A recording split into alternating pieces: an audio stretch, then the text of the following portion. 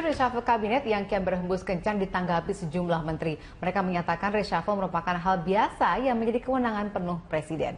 Berikut sejumlah tanggapan menteri terkait isu reshuffle serta arahan untuk tidak bepergian keluar Jakarta hingga akhir pekan ini.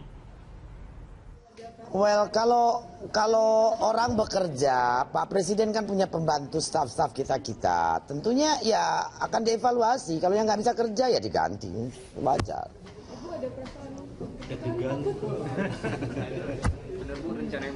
Jabatan menteri itu sangat politis dan sangat tergantung kepada Pak Presiden kita. Ya kita bekerja as best as we can. Kalau masih tidak terpakai dipecat ya biasa toh. It's back to, it's not the end of the world toh. Saya tidak terlalu tidak terpengaruh dengan isu ini. Yang penting saya menjalankan tugas seperti biasa yang diminta Pak Presiden seperti sekarang, tetap mengikuti rapat kerja. Kemarin sempat dipanggil Presiden itu untuk membahas lagi? Enggak, itu hanya Presiden melihat perkembangan saya perlu ditambah, terlibatkan masyarakat, LSM, dan saya pikir itu cukup bagus. Itu aja, tidak jadi masalah. Presiden yang memilih, Presiden berhak untuk memberhentikan semua menteri, no problem. Kami mendapatkan informasi ini dari ADC maupun kami di grup WA Kabinet Kerja untuk tidak meninggalkan Jakarta dari hari Senin kemarin sampai dengan hari Jumat.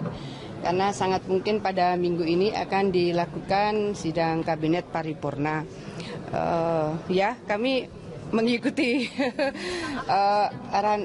Tidak ada secara spesifik tema dari SKP, tapi sebetulnya dulu juga pernah kami mendapatkan informasi supaya masing-masing menteri tidak keluar daerah atau keluar negeri pada event-event di mana memang sangat mungkin ada keputusan strategis dilaksanakan gitu. Ada juga bahkan menteri yang baru sampai di luar negeri di kota tujuan lalu harus kembali karena memang ada keputusan-keputusan penting yang harus diketahui oleh masing-masing menteri beberapa kali sih. Baik, kita lanjutkan dialog kita. Saya ke Mas Hanta dulu ini. Mas Hanta, kalau Anda membaca dari beberapa menteri yang sudah dipanggil, lalu nama-nama yang beredar, bahkan dari komentar-komentar menteri yang tadi kita wawancara, reshuffle ini jadi nggak sih kira-kira? Karena kan sebenarnya isunya sudah lama berhembusnya. Ya, kalau dugaan saya jadi, tapi entah kapannya saja. Tergantung kita bisa, karena pembahasannya belum hampir 1 tahun ya, sejak PAN dulu itu di bulan September tahun lalu, itu juga sudah bergulir. Jadi ini kalau misalnya, ini hak prerogatif Presiden jelas, ya konstitusional. Tapi kalau tidak terjadi juga, ya memang kalau, maksud saya kalau misalnya Presiden mengatakan tidak ada satu kabinet dalam waktu dekat, itu ada kepastian secara politik. Ini menimbulkan ketidakpastian, menimbulkan kecemasan massal. Yang cemas itu banyak, menteri-menteri bekerja, fokusnya terganggu, partai-partai juga cemas akan dikurangi jatahnya, partai yang sudah lama mendukung juga ini semakin gamang, kapan kita dikasih, dan seterusnya.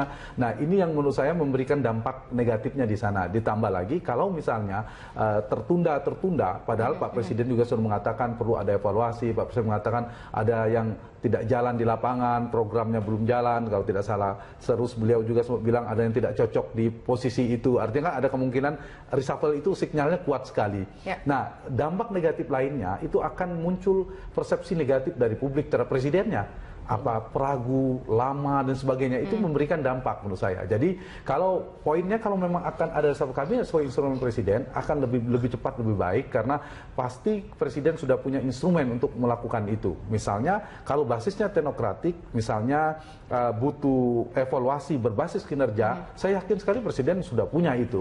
Dan kemudian evaluasi publik, setelah teknokratik publik juga hasil survei juga bisa membaca bagaimana tren di bidang ekonomi dan sebagainya, kepuasan. Dan satu lagi adalah politik. Nah ini yang mungkin agak lama, bagaimana meracik bangunan reshuffle ini, karena di sana selain presiden ada preferensi wakil presiden Pak Yusuf Kalla, ada ketua umum partai, ada partai yang baru bergabung. Nah ini yang mungkin menjadi ujian artinya apapun ya pilihannya harus diambil, apalagi posisi saat ini dengan posisi daya tawar presiden paling tinggi menurut saya dalam perjalanan kekuasaan kepresiden Jokowi JK ini. Dulu tidak sekuat ini belum ada Golkar, belum ada PAN, sekarang udah ada tambahan 69% kekuatan di parlemen. Kemudian secara publik juga tingkat kepuasannya kalau kita baca tren survei sedang naik 60 lebih persen. Itu artinya modal politiknya udah cukup, tinggal keberanian untuk mengambil keputusan. Oke, nah dengan adanya dua partai baru yang bergabung saat ini, menurut Anda bagaimana itu nanti akan membuka atau merubah peta di dalam kabinet? Menurut saya wajar ya, kita bicara politik itu kan yang sesungguhnya, bukan yang normatif, tanpa syarat segala macam. Itu kan sesuatu yang enak didengar tapi tidak bisa direalisasikan dalam politik. Nah, beliau politisi bisa mengklarifikasi. Tidak ada. Karena setiap dukungan itu pasti ada yang harus ditukarkan. Karena itu wajar kalau kemudian Golkar, PAN bergabung akan mendapatkan kompensasi politik, akan mendapatkan jatah menteri. Nah, persoalannya adalah dilema, bukan dilema sebenarnya, maju kena mundur kena memang, seolah-olah presiden ingin, karena menterinya 34 misalnya, akan mengambil jatah menteri dari partai yang sudah ada dikurangi atau dari non partai, profesional murni atau profesional partai. Seperti apa? Kalau misalnya gabungnya PAN dan Golkar kemudian mengurangi jatah partai, tantangan presiden adalah bagaimana terampil mengelola bangunan koalisi yang baru ini. Jangan sampai ada partai yang kecewa kemudian menimbulkan turbulensi di internal koalisi. Itu tantangannya. Atau kalau yang mau aman, mengurangi jatah dari non partai. Golkar dan PAN dapat jatah, tapi yang dikurangi non partai. Tantangannya adalah bagaimana mengkomunikasikan pada publik, karena pasti punya dampak. Ini seolah Presiden Jokowi bagi-bagi kekuasaan terlalu kental ke partai yang dikorbankan dari non partai dan sebagainya. Itu dua hal. Apapun ya presiden harus mengambil keputusan menurut saya. Yang penting kebutuhannya adalah berbasis kinerja, dan kalau berbasis kinerja, rasionalisasinya bisa masuk ke partai politik dan juga bisa menguntungkan publik untuk memperbaiki persepsi publik tadi. Baik, kita akan ke Pak Hajrianto. Apa yang dimaksud dengan dukungan tanpa syarat sih sebenarnya? Apakah ini sama dengan strategi tadi rendah diri? Oh, saya rendah hati tadi. Saya rasa Golkar itu memiliki daya ingat kuat ya dalam politik. Karena dari awal konsep tanpa syarat itu datang dari Presiden Jokowi. Presiden Jokowi memang dari awal menginginkan partai-partai politik yang bergabung dalam koalisi pendukung pemerintah itu ya bergabung tanpa syarat. Jadi kan itu di memori Golkar kan tertancap kan, sehingga dengan demikian tidak ada pilihan lain. Artikulasi tentang berkenaan dengan isu kabinet ya meniru apa yang disampaikan Presiden, jadi juga bergabung tanpa syarat. Karena ketika Partai Golkar bergabung dengan mengajukan syarat-syarat tertentu, sedikit atau banyak, ya itu akan menimbulkan ketidaksimpatian dari publik maupun mungkin dari lingkungan Presiden. Karena itu pilihan Partai Golkar ya seperti itu. Jadi itu bahwa tidak hanya ungkapan di atas semata ya, tapi tidak ada gerilya-gerilya lain ya, gitu. Tidak ada pilihan lain mau membuat rumusan seperti apa, apalagi dia datang paling buncit gitu kan. Datang paling buncit tapi besar juga kursinya, jadi posisi tawar juga lumayan ya. Ya itu juga tidak ditonjolkan oleh Partai Golkar bahwa kami punya 91 kursi. Lu harus tahu misalnya gitu kan, juga tidak mungkin. Tapi Partai Golkar membacanya lebih pada dimensi yang positif gitu ya, tentang terlalu lamanya isu reshuffle tapi tidak kunjung terwujud ini. Karena menurut pandangan kami ini harus menjadi reshuffle kabinet yang terakhir. Jadi kalau sampai terjadi reshuffle lagi sampai 2019, kecuali ada terjadi suatu peristiwa yang sangat istimewa, misalnya ada anggota kabinet yang berhalangan tetap karena meninggal misalnya, itu kan memang otomatis harus diganti.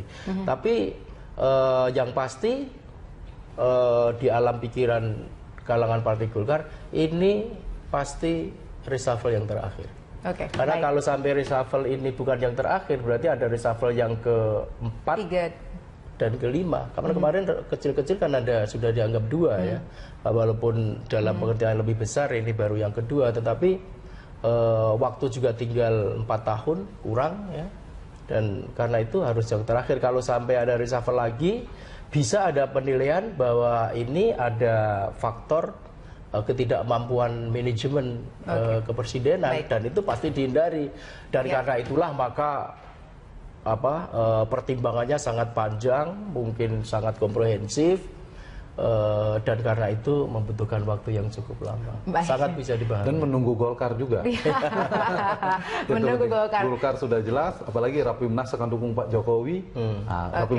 Reshuffle udah pas lah. Jadi baru bisa ketok palu gitu ya istilahnya. Oke, kita dengarkan dulu pendapat dari Pak Yudi di Batang, Jawa Tengah. Selamat malam Pak Yudi, silahkan dengan komentar Anda.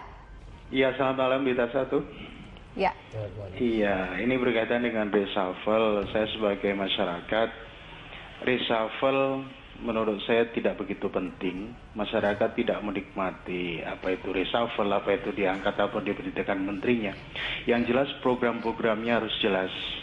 Masyarakat ingin biarpun ganti menteri, yang saya lihat tadi pembicaraan dari awal itu seperti bagi-bagi kue saja ya di parpol-parpol. Nanti kalau diganti kerjanya tidak efisien, ya saya rasa tidak manfaat bagi masyarakat, bagi rakyat. Baik, saya merasakan begini, ya. Ada 3 yang saya nilai kementerian yang perlu mungkin kalau di reshuffle. Kalau tidak di reshuffle juga tidak apa-apa. Pertama adalah Kementerian Kesehatan, yang kedua Kementerian Perhubungan, dan yang ketiga adalah Kementerian Pertanian. Baik. Karena ini bersentuhan langsung dengan masyarakat. Contoh Kementerian Perhubungan, biar ini agak sedikit tahu ya. Kita ini masyarakat masyarakat lemah, setiap hari naik sepeda motor, mengantar anak sekolah, pergi ke pasar, menghirup udara asap mobil yang begitu pekat setiap hari tanpa ada tindakan apapun dari pihak pemerintah ya untuk mengatasi hal itu. Ini yang saya cermati dengan begitu bahan makan, bahan pokok yang begitu mahal ini juga menjadi perhatian. Itu saja yang saya sampaikan. Terima kasih Pak Yudi. Selanjutnya Pak Hasan di Makassar, silakan Pak Hasan dengan komentar Anda. Ya baik, selamat malam Pak Hanta, kepada Pak Hanta ini. Pak Hanta, reshuffle ini kalau semakin lama semakin tidak menimbulkan kepastian di bawah. Misalnya contohnya ya, ada kadis di bawah, nggak usah dilaksanakan dulu. Ini program ini nanti menterinya diganti gimana, dirombak lagi. Capek aja ini apa. Itu contoh kecil aja. Dan banyak ketidakpastian pasar, ketidakpastian politik, semuanya kalau ditunda. Ya. Itu yang pertama. Yang kedua, apa memang presidennya nggak pernah salah, cuma menterinya. Presidennya koreksi diri juga dong, jangan ajak menterinya. Itu yang kedua. Yang ketiga, kalau saya usul, kalau dibolehkan usul atau menyampaikan, ada 2 menteri yang harus di reshuffle. Pertama, Menteri Perdagangan. Harga aja nggak mampu dikendalikan. Masyarakat bilang, gimana nih Presiden? Harga aja nggak mampu dikendalikan, apalagi masyarakatnya. Harga kebutuhan pokok, daging terutama, nggak pernah mampu. Sudah ada impor, sudah ada pasar, sudah ada operasi pasar, tapi harga tetap naik. Nah, bayangkan harga aja satu kebutuhan pokok saja, daging nggak bisa dikendalikan, apalagi yang lainnya. Menteri kedua, Pak? Yang kedua, Menpora. Menpora ini hancur-hancuran sepak bola kita. Hancur-hancuran, padahal itu sumber ekonomi dari masyarakat kecil yang efeknya. Baik, terima kasih Pak Hasan. Masukannya sudah kami terima. Tadi juga sudah ada diusulkan beberapa menteri oleh penelpon sebelumnya. Baik, pemirsa, kami akan kembali usai jeda berikut, tetap bersama kami.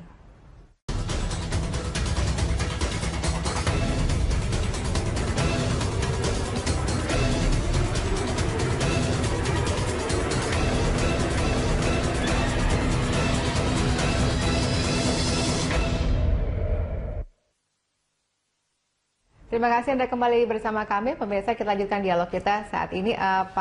Mas Hanta, kalau tadi disebutkan oleh beberapa penelpon kita, ada juga kementerian yang memang menyangkut langsung dengan kehidupan masyarakat. Dan juga beberapa dipanggil, misalnya tadi ada Kementerian Pertanian, ya, kemudian juga untuk UKM juga termasuk yang berhubungan dengan kegiatan ekonomi, agraria, tata ruang. Apakah memang menteri-menteri ini bermasalah sehingga pantas diganti menurut Anda secara kinerja? Kalau logika publik seperti Pak Hasan maupun Pak Yudi tadi kan apa yang dirasakan masyarakat langsung. Jadi istilahnya kapanpun reshuffle, apapun siapapun yang diganti, yang terpenting itu memberikan dampak bagi kinerja kabinet. Kalau kinerja pemerintah baik, itu akan berdampak kepada masyarakat. Nah, sebelum soal itu, kita kan mendengarkan bahwa hasil survei betul secara makro tingkat kepuasan publik kepada pemerintah meningkat. Tetapi secara tertancap kan, sehingga dengan demikian tidak ada pilihan lain, artikulasi tentang berkenaan dengan isu kabinet ya meniru apa yang disampaikan Presiden, jadi juga bergabung tanpa syarat. Karena ketika Partai Golkar bergabung dengan mengajukan syarat-syarat tertentu, sedikit atau banyak, ya itu akan menimbulkan ketidaksimpatian dari publik maupun mungkin dari lingkungan Presiden. Karena itu pilihan Partai Golkar ya seperti itu. Jadi itu bahwa tidak hanya ungkapan di atas semata ya, tapi tidak ada gerilya-gerilya lain ya, gitu. Tidak ada pilihan lain mau membuat rumusan seperti apa, apalagi dia datang paling buncit gitu kan. Datang paling buncit tapi besar juga kursinya. Jadi porsi tawar juga lumayan ya. Ya itu juga tidak ditonjolkan oleh Partai Golkar bahwa kami punya 91 kursi. Lu harus tahu misalnya gitu kan, jika tidak mungkin. Tapi Partai Golkar membacanya lebih pada dimensi yang positif gitu ya, tentang terlalu lamanya isu reshuffle tapi tidak kunjung terwujud ini. Karena menurut pandangan kami ini harus menjadi reshuffle kabinet yang terakhir. Jadi kalau sampai terjadi reshuffle lagi sampai 2019, kecuali ada terjadi suatu peristiwa yang sangat istimewa, misalnya ada anggota kabinet yang berhalangan tetap karena meninggal misalnya, itu kan otomatis harus diganti. Tapi yang pasti di alam pikiran kalangan Partai Golkar ini pasti reshuffle yang terakhir. Karena kalau sampai reshuffle ini bukan yang terakhir, berarti ada reshuffle yang keempat dan kelima. Karena kemarin kecil-kecil kan sudah dianggap dua ya, walaupun dalam pengertian lebih besar ini baru yang kedua, tetapi waktu juga tinggal 4 tahun kurang ya, dan karena itu harus yang terakhir. Kalau sampai ada reshuffle lagi, bisa ada penilaian bahwa ini ada faktor ketidakmampuan manajemen kepresidenan, dan itu pasti dihindari. Dan karena itulah maka pertimbangannya sangat panjang, mungkin sangat komprehensif. Udah ada tambahan 69% kekuatan di parlemen. Kemudian secara publik juga tingkat kepuasannya kalau kita baca tren survei sedang naik 60 lebih persen. Itu artinya modal politiknya udah cukup, tinggal keberanian untuk mengambil keputusan. Oke, nah dengan adanya dua partai baru yang bergabung saat ini, menurut Anda bagaimana itu nanti akan membuka atau merubah peta di dalam kabinet? Menurut saya wajar ya, kita bicara politik itu kan yang sesungguhnya, bukan yang normatif tanpa syarat segala macam. Itu kan sesuatu yang enak didengar tapi tidak bisa direalisasikan dalam politik. Beliau politisi bisa mengklarifikasi. Tidak ada. Karena setiap dukungan itu pasti ada yang harus ditukarkan. Karena itu wajar kalau kemudian Golkar, PAN bergabung akan mendapatkan kompensasi politik, akan mendapatkan jatah menteri. Nah persoalannya adalah bukan dilema sebenarnya, maju kena mundur kena memang, seolah-olah Presiden ingin, karena menterinya 34 misalnya, akan mengambil jatah menteri dari partai yang sudah ada dikurangi atau dari non-partai, profesional murni atau profesional partai. Seperti apa? Kalau misalnya gabungnya PAN dan Golkar kemudian mengurangi jatah partai, tantangan Presiden adalah bagaimana terampil mengelola bangunan koalisi yang baru ini. Jangan sampai ada partai yang kecewa kemudian menimbulkan turbulensi di internal koalisi. Itu tantangannya. Atau kalau yang mau aman, mengurangi jatah dari non-partai. Golkar dan PAN dapat jatah, tapi yang dikurangi non-partai. Tantangannya adalah bagaimana mengkomunikasikan pada publik, karena pasti punya dampak. Ini seolah Presiden Jokowi bagi-bagi kekuasaan terlalu kental ke partai yang dikorbankan dari non-partai dan sebagainya. Itu dua hal. Apapun ya Presiden harus mengambil keputusan menurut saya. Yang penting kebutuhannya adalah berbasis kinerja, dan kalau berbasis kinerja, rasionalisasinya bisa masuk ke partai politik dan juga bisa menguntungkan publik untuk memperbaiki persepsi publik tadi. Baik, kita akan ke Pak Hajrianto.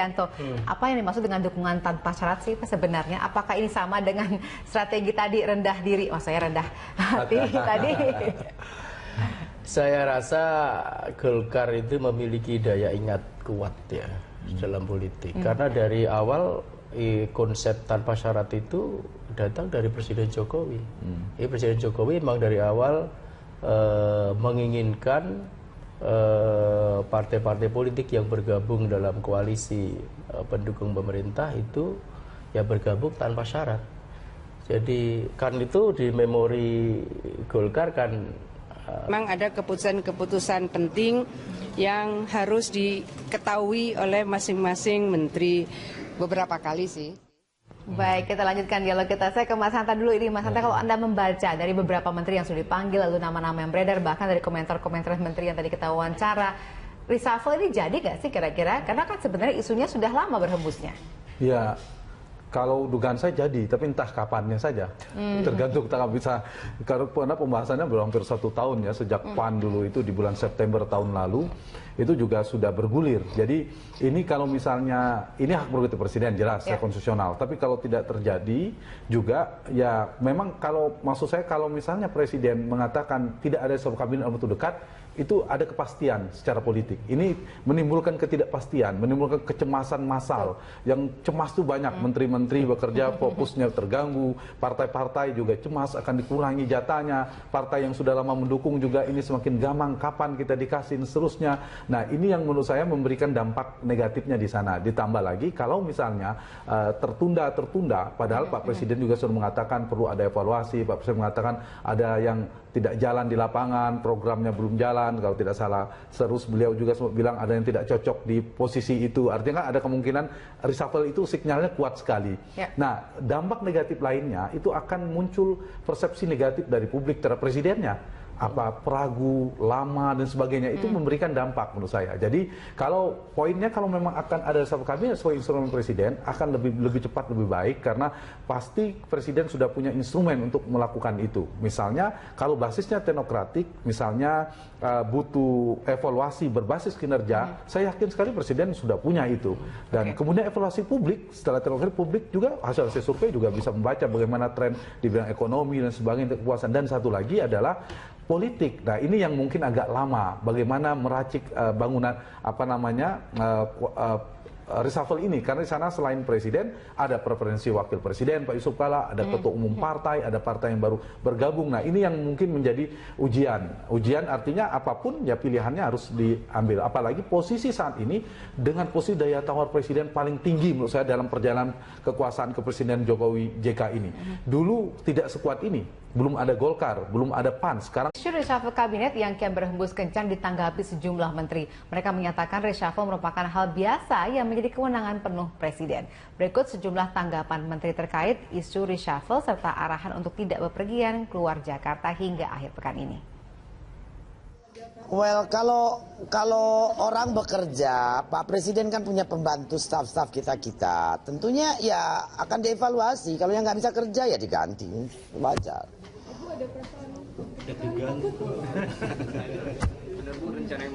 Jabatan menteri itu sangat politis dan sangat tergantung kepada Pak Presiden kita. Ya kita bekerja as best as we can. Kalau masih tidak terpakai dipecat ya biasa toh. It's back to, it's not the end of the world toh. Saya tidak terlalu tidak terpengaruh dengan isu ini. Yang penting saya menjalankan tugas seperti biasa yang diminta Pak Presiden, seperti sekarang tetap mengikuti rapat kerja. Kemarin sempat dipanggil Presiden itu untuk pembahasan. Enggak, itu hanya Presiden melihat perkembangan saya perlu ditambah, terlibatkan masyarakat, LSM, dan saya pikir itu cukup bagus. Itu aja, tidak jadi masalah. Presiden yang memilih, Presiden berhak untuk memberhentikan semua menteri, no problem. Kami mendapatkan informasi ini dari ADC maupun kami di grup WA Kabinet Kerja untuk tidak meninggalkan Jakarta dari hari Senin kemarin sampai dengan hari Jumat, karena sangat mungkin pada minggu ini akan dilakukan sidang kabinet paripurna. Kami mengikuti arahan, tidak ada secara spesifik tema dari SKP, tapi sebetulnya dulu juga pernah kami mendapatkan informasi supaya masing-masing menteri tidak keluar daerah atau keluar negeri pada event-event di mana memang sangat mungkin ada keputusan strategis dilaksanakan gitu. Ada juga bahkan menteri yang baru sampai di luar negeri di kota tujuan lalu harus kembali karena memang dan karena itu membutuhkan waktu yang cukup lama. Baik. Sangat bisa dipahami. Dan menunggu Golkar juga. Menunggu Golkar. Golkar sudah jelas, apalagi Rapimnas akan dukung Pak Jokowi. Reshuffle udah pas lah. Jadi baru bisa ketok palu gitu ya istilahnya. Oke, kita dengarkan dulu pendapat dari Pak Yudi di Batang, Jawa Tengah. Selamat malam Pak Yudi, silahkan dengan komentar Anda. Iya, selamat malam Bita Satu. Ya. Iya, ini berkaitan dengan reshuffle. Saya sebagai masyarakat, reshuffle menurut saya tidak begitu penting. Masyarakat tidak menikmati apa itu reshuffle, apa itu diangkat, apa diberitakan menterinya. Yang jelas program-programnya harus jelas. Masyarakat ingin biarpun ganti menteri, yang saya lihat tadi pembicaraan dari awal, itu seperti bagi-bagi kue saja ya di parpol-parpol. Nanti kalau diganti, kerjanya tidak efisien ya, saya rasa tidak manfaat bagi masyarakat, bagi rakyat. Baik, saya merasakan begini, ya. Ada 3 yang saya nilai kementerian yang perlu mungkin kalau di reshuffle. Kalau tidak di reshuffle juga tidak apa-apa. Pertama adalah Kementerian Kesehatan, yang kedua Kementerian Perhubungan, dan yang ketiga adalah Kementerian Pertanian. Baik. Karena ini bersentuhan langsung dengan masyarakat. Contoh Kementerian Perhubungan, biar ini agak sedikit tahu ya. Kita ini masyarakat jarang, masyarakat lemah, setiap hari naik sepeda motor mengantar anak sekolah pergi ke pasar, menghirup udara asap mobil yang begitu pekat setiap hari tanpa ada tindakan apapun dari pihak pemerintah ya untuk mengatasi hal itu. Ini yang saya cermati dengan begitu bahan makan, bahan pokok yang begitu mahal ini juga menjadi perhatian. Itu saja yang saya sampaikan. Terima kasih Pak Yudi. Selanjutnya Pak Hasan di Makassar, silahkan Pak Hasan dengan komentar Anda. Ya baik, selamat malam Pak Hanta, kepada Pak Hanta ini. Pak Hanta, reshuffle ini kalau semakin lama semakin tidak menimbulkan kepastian di bawah. Misalnya contohnya ya, ada kadis di bawah, nggak usah dilaksanakan dulu. Ini program ini nanti menterinya diganti gimana, dirombak lagi. Capek aja